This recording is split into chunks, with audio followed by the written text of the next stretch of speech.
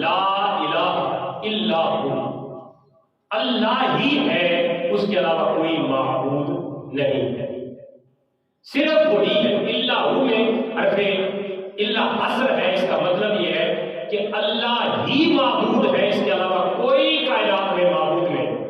معبود کا معنی کیا ہے؟ جس کی عبادت کی جائے، جس کی عبادت کی جائے۔ تو اس آیت کرسی کے پہلے جملے میں اللہ تعالیٰ کی توحید کا بیان ہے، اور اس پوری آیت کرسی میں اللہ تعالیٰ کی مختلف صفات اور اللہ تعالیٰ کی توحید کی مختلف صفات بیان کی گئی۔ اللہ لا الہ الا ہو، سوائے وہی ہے اللہ۔ اچھا ایک بات اور میں آپ کو یہاں ضمن بتانا چاہوں کہ اللہ تعالیٰ کے جتنے صفاتی نام ہیں، رزاق ہے، رحیم ہے، رحمان ہے، قہار ہے، جبار ہے، مومن ہے، مہیمن ہے، مالک ہے، قدوس ہے، جتنے صفاتی اللہ کے نام ہیں، جب کوئی اللہ کا صفاتی نام پڑھیں گے نا تو جو اس میں صفت ہے وہی بندے کے ذہن میں آتی ہے۔ یہ میں آپ کو لطیف نکتہ سمجھا رہا ہوں۔ مثال کے طور پر آپ اگر یا رزاق کو پڑھ رہے ہیں تو آپ کے ذہن میں رزق دینے والے کی ذات آتی ہے۔ اگر آپ عفو یا غفور پڑھ رہے ہیں تو آپ کے ذہن میں معافی دینے والے کی صفت آتی ہے۔ آپ اگر رحیم پڑھ رہے ہیں تو رحم کرنے والا، مہربانی کرنے والے صفت آپ کے ذہن میں آتی ہے۔ یعنی اللہ تعالیٰ کے دیگر جتنے صفاتی نام ہیں، جو صفاتی نام پڑھیں گے وہی صفت ذہن میں آئے گی، لیکن قربان جو یہ ایک لفظ اللہ ایسا لفظ ہے جس میں تمام اللہ کی صفتیں اس ایک لفظ میں آ جاتی ہیں۔ تمام صفات، رزاق والی بھی، ستار والی بھی، غفار والی بھی، رحمان والی بھی، رحیم والی بھی، مالک والی بھی، قدوس والی بھی، تمام صفتیں ایک لفظ جلالت اللہ میں آ جاتی ہیں۔ اور ایک اور بات بھی ذہن رکھیں، یہ جتنے اللہ کے صفاتی نام ہیں ان میں سے کسی بندے کا نام نہیں ہو سکتا ہے۔ عبد الرحیم، عبد الرحمن، عبد الرزاق یہ نام ہو سکتے ہیں، لیکن یہ جو لفظ اللہ ہے نا، یہ اللہ وحدہ لا شریک ذات کے علاوہ کائنات کی کسی شخصیت کے صادق نہیں ہوتا۔ یہ صرف اللہ تعالیٰ کا ذاتی نام ہے، اور اسی میں اللہ تعالیٰ کی عظمت، بڑائی، کبریائی اسی میں ملا ہے۔ اللہ لا الہ الا هو الحی القیوم، یہ دو اس میں صفاتی ہیں۔ الحی کا مطلب زندہ، القیوم کا مطلب صرف زندہ نہیں بلکہ دوسروں کو بھی زندگی عطا کرنا۔ ایک ہوتا ہے خود زندہ۔ اچھا یہ کیوں کہا گیا؟ اس لیے کہ کسی سننے والے کے ذہن میں یا دنیا میں رہنے والے کے ذہن میں یہ بات آ سکتی ہے کہ یار یہ موت و حیات کی کشمکش لگی ہوئی ہے، کوئی آ رہا ہے، کوئی جا رہا ہے، کوئی زندہ ہے، کوئی فوت شدہ ہے، یہ ایک سسٹم جاری ہے۔ تو اللہ تبارک و تعالیٰ نے سورہ اس میں بقرہ کی آیت الکرسی میں یہ الحی اور القیوم یہ جو دو صفتیں بیان کی ہیں، کیونکہ حی کا مطلب زندہ اور قیوم کا مطلب زندہ رکھنے والا، خود بھی زندہ ہے اور اوروں کو زندگی دے سکتا ہے۔ اب صرف زندہ ہونا تو انسان کی صفت بھی ہے، لیکن دوسرے کو زندگی دینا انسان کی صفت نہیں ہے۔ فرمایا الحی بھی ہے، القیوم بھی ہے، وہ زندہ ہے اور زندگیاں دے رہا ہے، زندہ تھا، زندہ رہے گا اور زندہ ہے، یہ اس کی شان ہے۔ اور بعض وقت مفسرین کہتے ہیں کہ یہ جو الحی القیوم دو اللہ کے صفاتی نام ہیں، یہ اسم اعظم ہے۔ کیا ہے؟ اسم اعظم۔ اب اسم اعظم کی ایک اپنی ہسٹری ہے، وہ بعد میں بیان کریں گے۔ اسم اعظم یعنی ان کا جو بندہ ورد کرتا رہتا ہے نا تو اللہ تعالیٰ اس کو اپنا بہت زیادہ قرب عطا کر دیتا ہے۔ الحی القیوم، اس کو کثرت سے پڑھا ہے۔ لا تأخذہ سنۃ ولا نوم، کوئی اونگ اور نیند اس کے قریب ہی نہیں جاتی۔ اب نیند آ جانا یا اونگ آ جانا یہ کمزوری ہے۔ انسان جب سویا ہوا ہوتا ہے تو بے حس ہوتا ہے، اس کا ظاہری جسم ناکارہ ہوتا ہے۔ نیند میں، اونگ میں بھی ایسے ہوتا ہے۔ تو اللہ تعالیٰ لا تأخذہ سنۃ ولا نوم، نہ اسے اونگ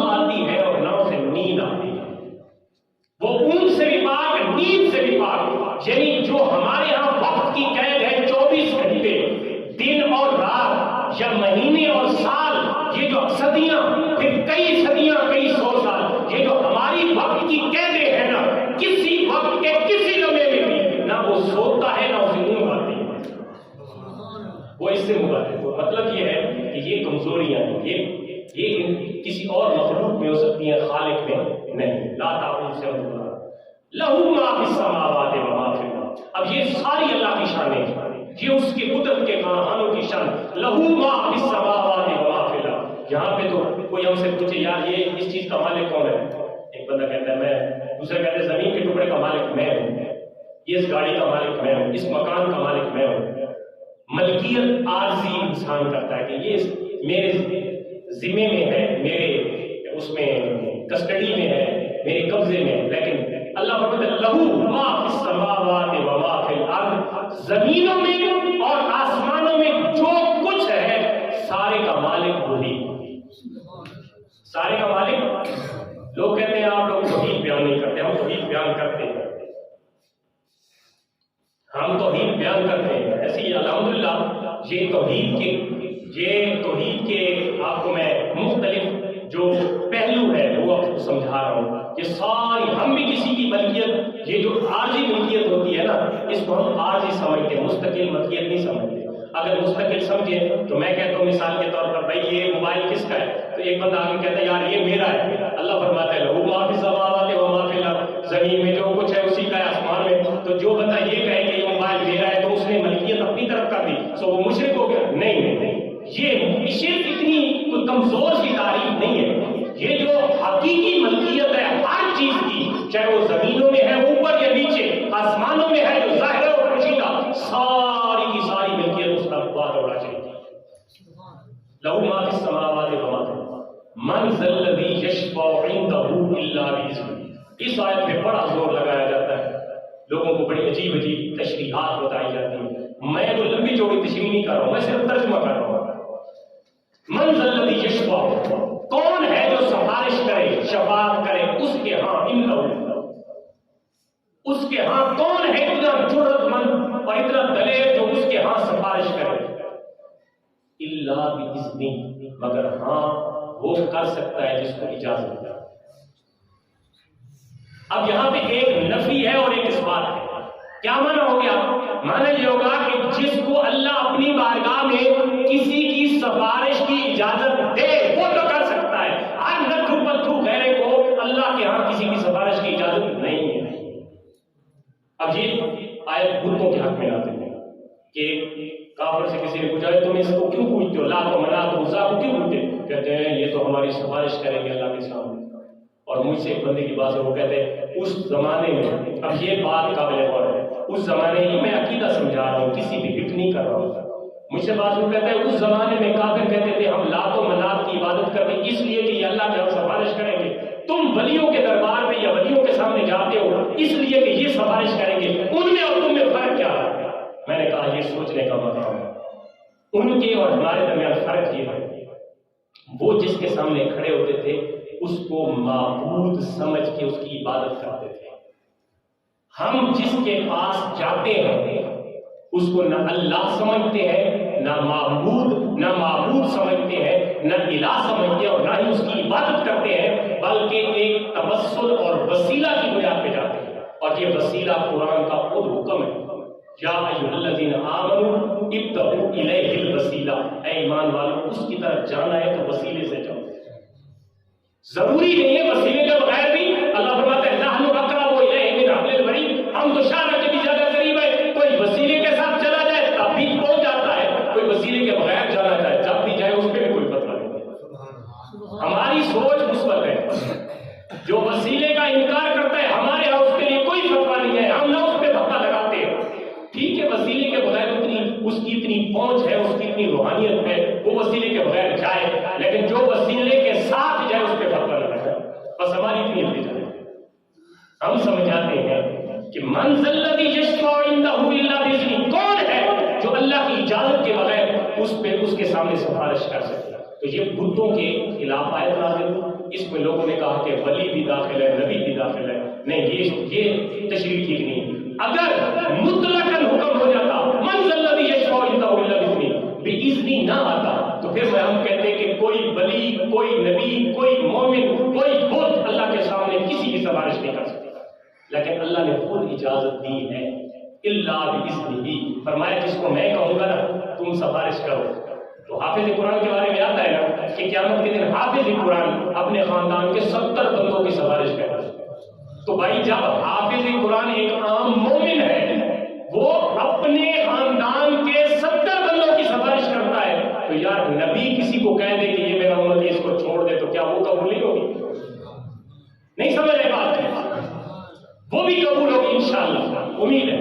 تو اللہ کے ہاں اس کے اذن کے ساتھ، اللہ کے اذن کے ساتھ، اللہ کی اجازت کے ساتھ اس کے ہاں کوئی کسی کی سفارش کر سکتا ہے. یعلم ما بین ایدیہم وما خلفہم، وہ جانتا ہے، اسے علم ہے جو ان بندوں سے پہلے گزر گئے، جو بعد میں آئیں گے، جو ان کے سامنے ہے، جو ان کے پیچھے ہے، جو ظاہر ہے، جو باطن ہے. فرمایا سارا کچھ اللہ کے علم میں. یعلم ما بین ایدیہم ولا یحیطون بشیء من علمہ الا بما شاء، اس کا کوئی علم کے ذریعے احاطہ نہیں کر سکتا کہ اللہ کیا ہے. کسی کائنات میں کسی بندے میں یہ ضرورت نہیں ہے کہ وہ یہ پہچان سکے کہ اللہ کیا ہے. فرمایا ہاں جس کو اللہ اپنے بارے میں جتنا علم عطا کرتا ہے اتنی وہ میں پہچان سکتا ہے، جس کو ہم معرفت الہی کہتے ہیں. فرمایا ہاں جس کو میں جتنا چاہتا ہوں اتنی اپنی معرفت دے دیتا ہوں. معرفت ہوتا ہے پہچان اللہ کی اگر بندے کو مل جائے گا تو یہ بڑی دولت ہے. اللہ کی پہچان یہ بڑی دولت ہے. اللہ تعالیٰ سے اللہ تعالیٰ کی معرفت کی دعا کیا کریں کہ اللہ اپنی پہچان عطا فرمائے. جب بندہ اللہ کو پہچان لے گا نا پھر اللہ کی بات مانے گا، نافرمانی نہیں کرے گا. یہ حقیقت ہے. یعلم ما بین ایدیہم وما خلفہم ولا یحیطون بشیء من علمہ الا بما شاء وسع کرسیہ السماوات والارض. یہاں سے کرسی آیت الکرسی کا نام ملا ہے. فرمایا اس کی جو کرسی ہے نا، کرسی وہ زمین اور آسمان سے بھی زیادہ وسیع ہے.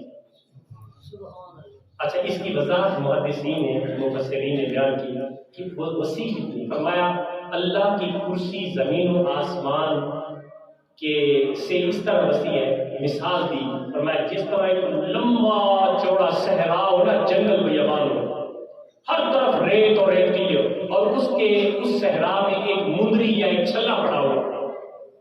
سمجھے بات ہے؟ فرمایا اللہ کی کرسی، فرمایا جس طرح بہت لمبا چوڑا وسیع و عریض ایک صحرا ہو اور اس میں ایک چھوٹی سی مندری یا چھلا پڑا ہوا، فرمایا اللہ کی کرسی کے سامنے زمین و آسمان اس مندری کی طرح ہے. ملک دیکھے، وسعت دیکھے، خود وسعت دیکھے اللہ کی. وہ کرسی کیسی ہے اللہ جانے کیسی ہے.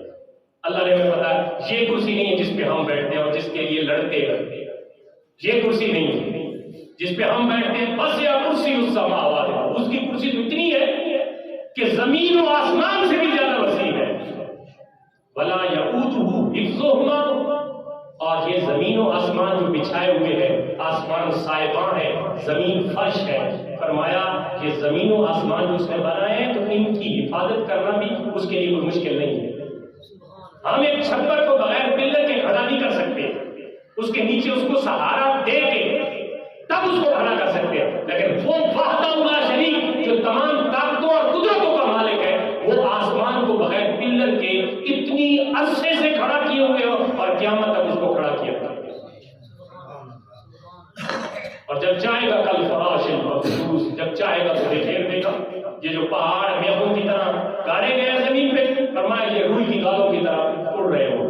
جب چاہے گا ان کو اڑا دے گا، اور جب تک چاہے گا ان کو زمین پر ثبت رکھے گا. جب تک چاہے گا آسمان کھڑا رہے گا، اور جب چاہے گا تو آسمان پھٹ جائے گا. یہ اسی کے ملک اور قدرت ہوتی ہے. ولا یؤودہ حفظہما، ان کی حفاظت، یعنی زمین و آسمان کی حفاظت کرنا. کوئی کہے یہ اصل میں جو لوگ اللہ کی توحید کے انکاری تھے، یا نصارہ تھے جو تین خداؤں کو مانتے تھے، یا وہ مشرک تھے جو اللہ کے علاوہ معبود بنائے بیٹھے تھے، اصل میں ان کو دعوت فکر ہے کہ یار تم لوگ کیا غور نہیں کرتے کہ زمین اپنا رات اپنے مقررہ وقت پہ آتی ہے، دن اپنے مقررہ وقت پہ آتا ہے، چاند